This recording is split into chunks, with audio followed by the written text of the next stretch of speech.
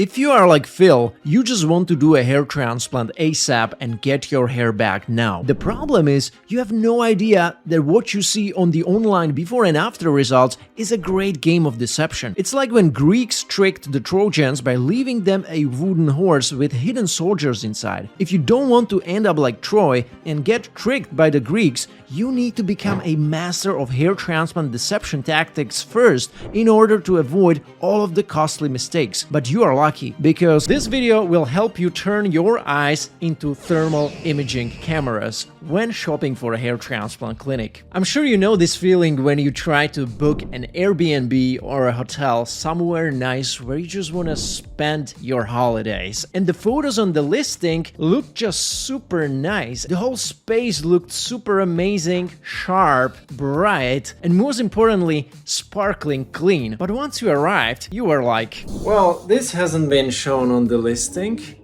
This looks like mold. Yeah. This is exactly how many guys see their hair transplants, but when they look themselves in the mirror, it just doesn't look like those testimonials put on their highlight reel. My name is Matt, I've been losing hair since 2008, I have done several hair transplants, and understanding these 3 ways clinics use to trick patients seeking out hair transplants helped many of my clients achieve the best hair transplant results for their expectations, budget, and hair type. So in today's video, I want to show you how much the lighting, the angles, the resolution quality of the image easily trick your perception about any hair transplant clinic. But not anymore. Let's put on some thermal vision. Here's the tricky tactic number 1. There are still some clinics that purposefully cherry pick specific images where the client is being captured from a far distance like this. Now, what close-ups can often reveal would be multiple grafts causing an unnatural doll-like appearance, as you can see here, and number 2, cobblestone,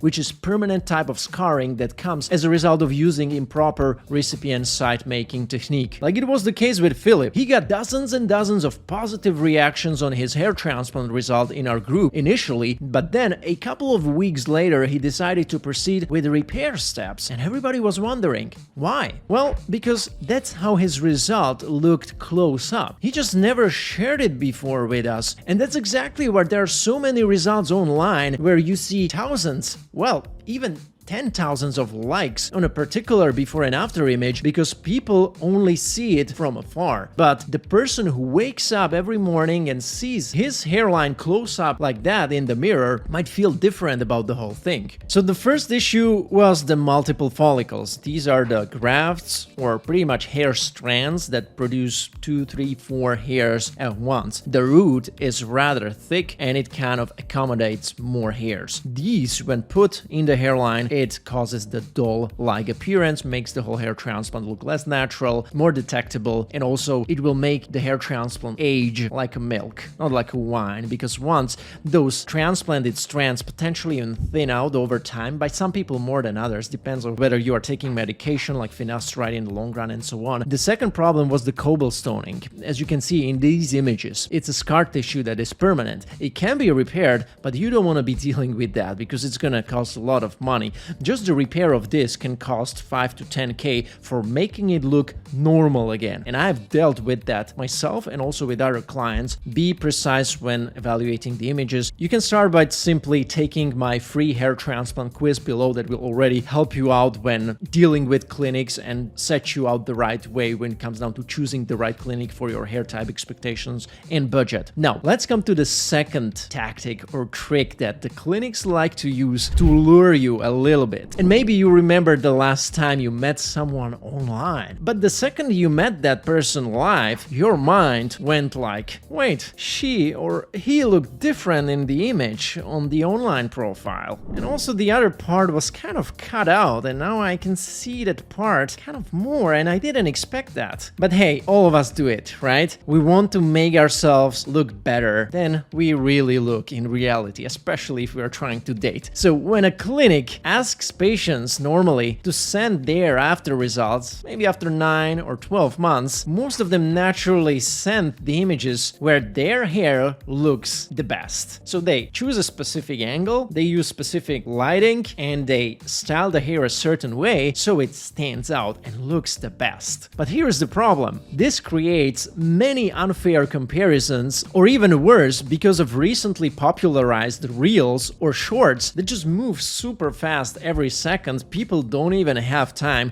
to stop and compare the before and after results accurately. So how the hell should you make a well-informed decision when evaluating those photos? Well, first of all, you have to avoid low light after photos, usually seen on the after results, because what this setup is doing, it tends to optically increase the fullness and density of the result of the hair transplant while potentially hiding the imperfections like multiple grafts in the hairline, as we discussed before, or even placement of grafts in rows, as we will also look at in the minute. And it doesn't mean that every low light result, like the classic under the roof of a car after image, is trying to hide some issues or imperfections, but just be aware of this and understand that this is not how this hair transplant looks 24/7. With that, I would like to show you my images shot with this iPhone 13, same camera, it's the back camera, and this was the normal daylight, this is the harsh sunlight, and this is me under the table. I don't have my own car, so I wasn't able to do the under the car roof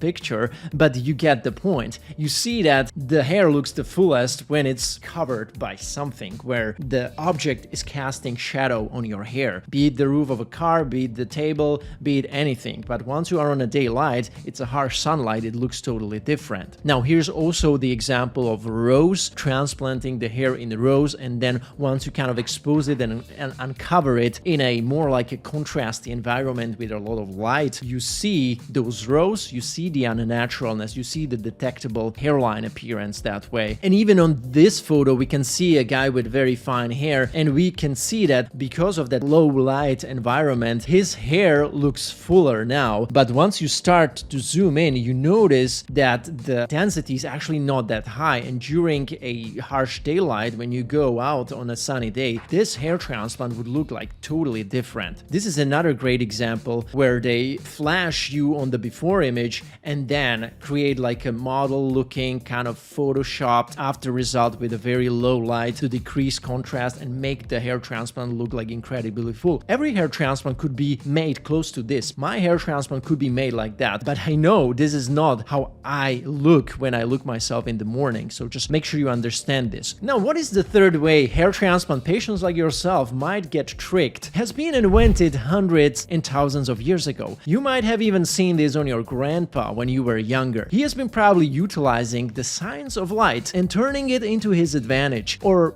has he really? Well, it all starts with the sun. Without the sun, without the light, being bald wouldn't be such a problem. Let's be honest. What's happening is that the light is pointing to your baldness every single minute. It's just the hair that stands in a way and protects you from going bald. So if we don't like the harsh light to expose one of the man's greatest insecurities, we have to use a comb over. The problem is that combing the hair over the frontotemporal transitions, left and right, or the transplanted hairline itself does not usually do our any favor when evaluating the before and afters. For example, as you can see on this image right here, when the patient got really thick looking hair, it's looking full, no debate, but again, half of his transplanted hair is kind of covered by his hair kind of naturally already covering the whole thing. But then once you look at it from a different angle, you will notice that they also transplanted his temples, and you see how detectable it looks. You see that the choice of the grafts they selected for the temple is bad. They used again very robust, thick looking follicles for that restoration. Again, this transplant will not age well. As long as this patient won't to lose any hair and he will keep all the existing hair around it, it will probably look okay. In fact, some of that doubles may soften over time,